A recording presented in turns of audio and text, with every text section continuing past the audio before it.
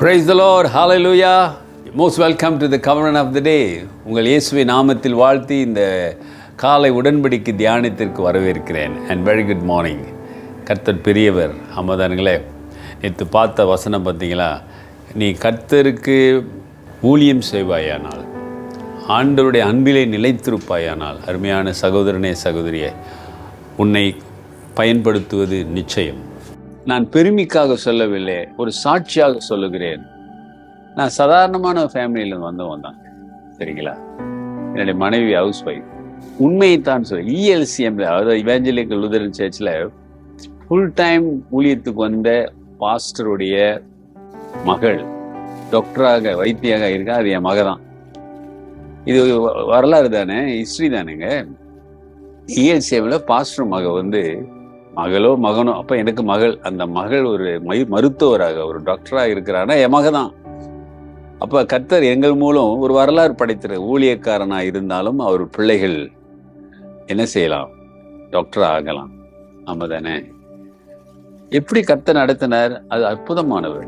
பணம் இருந்தால் போதாது, படிப்பு இருந்தாலும் போதாது, கர்த்தருடைய கிருபை இருக்க வேண்டும், கர்த்தருடைய ஆசீர்வாதம் இருக்க வேண்டும். ஆமாதானுங்களே? இன்னைக்கு பவுல் அதை தாண்டி ஆண்டவரை பற்றி கொஞ்சம் அழுத்தமாக பேசுகிறார். 2 கொரிந்தியர் 6ஆம் அதிகாரம் 14வது வசனம் பாருங்க. அதாவது நாம் எப்பொழுதுமே ஆண்டவருடைய பிள்ளைகளாக வெளிச்சத்தில் இருக்க வேண்டும் என்பதை குறித்து சொல்றாரு. We are not unequally yoked together with the unbelievers.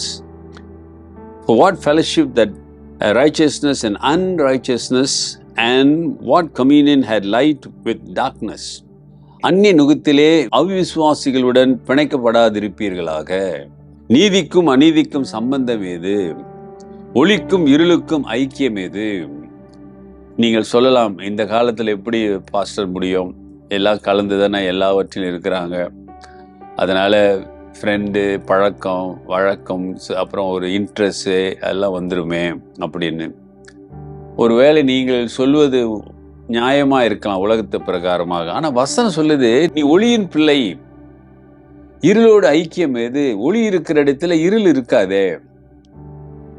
அப்ப உன்னுடைய சிந்தனை திசை மாறுகிறது. விசுவாசத்தில் ஓட வேண்டிய நீ விசுவாசத்தை விட்டு அந்நிய நுகத்தோடு இணைகிறாய்.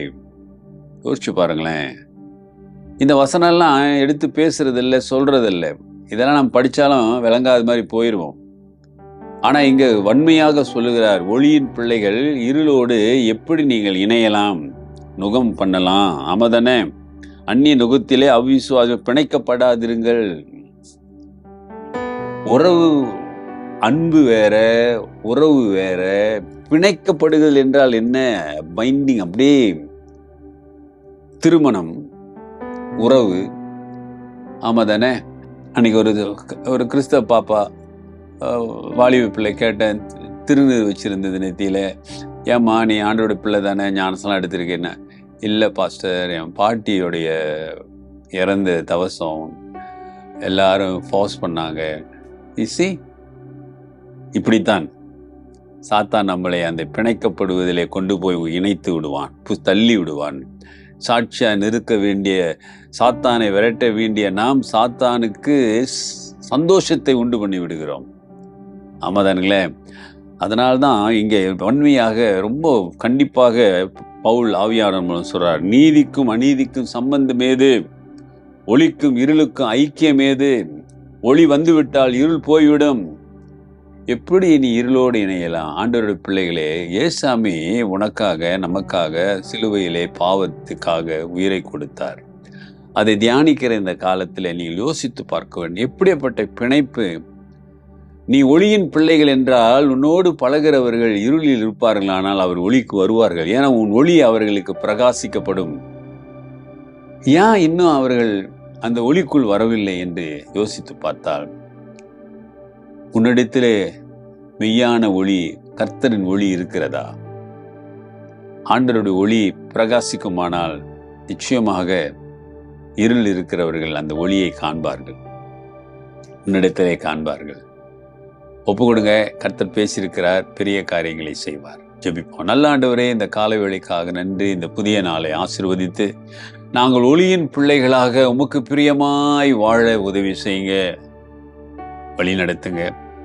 நன்மையும் கிருபையும் பெருகட்டும். இயேசுவின் நாமத்தில் பிதாவே, ஆமேன். நமது ஆண்டவராகிய இயேசுவுடைய கிருபை, பிதாவின் அன்பு, பரிசுத்தாவின் ஐக்கியம் உங்களோடு இருந்து உங்களை ஆசீர்வதித்து காப்பதாக. என் ஆத்துமாவே கர்த்தரை ஸ்தோத்திரி, என் முழு உள்ளமே அவர் பரிசுத்த நாமத்தை ஸ்தோத்திரி. என் ஆத்துமாவே கர்த்தரை ஸ்தோத்திரி, அவர் செய்த சகல உபகாரங்களை மறவாதே. ஆமேன். நமது ஆண்டவராகிய இயேசுவுடைய கிருபை, பிதாவின் அன்பு, பரிசுத்தாவின் ஐக்கியம் உங்களோடு இருந்து உங்களை ஆசீர்வதித்து காப்பதாக. என் ஆத்துமாவே கர்த்தரை ஸ்தோத்திரி, என் முழு உள்ளமே அவர் பரிசுத்த நாமத்தை ஸ்தோத்திரி. என் ஆத்துமாவே கர்த்தரை ஸ்தோத்திரி, அவர் செய்த சகல உபகாரங்களை மறவாதே. ஆமேன். Dear brother and sister, சகோதரனே சகோதரியே, நீ ஒளியின் பிள்ளை, மறந்து விடாதே. Take care and God bless.